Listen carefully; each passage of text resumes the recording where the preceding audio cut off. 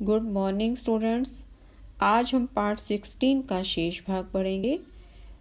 पहले भाग में हमने गुरुदत्त विद्यार्थी जी के बारे में पढ़ा था कि उन्होंने कहाँ तक शिक्षा ग्रहण की।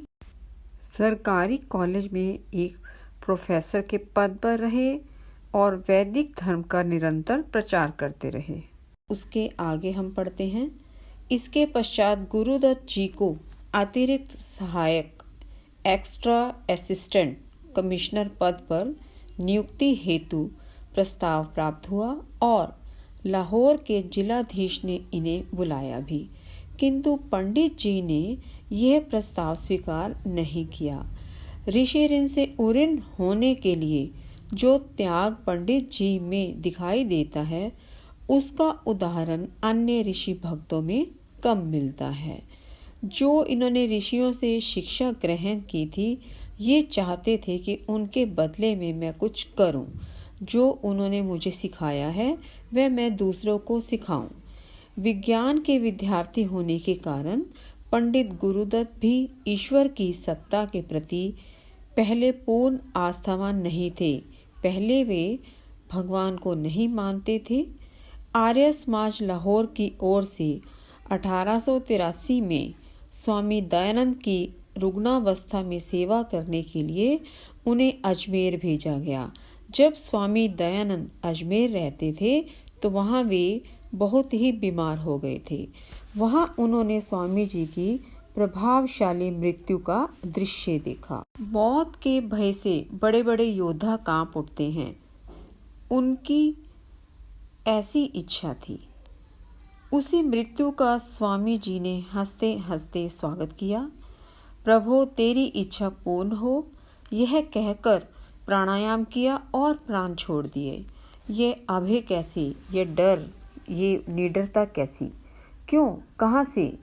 गुरुदत्त के हृदय में ईश्वर की सत्ता के प्रति सोया विश्वास जाग उठा। इस घटना ने इनके जीवन को एक नई दिशा दी।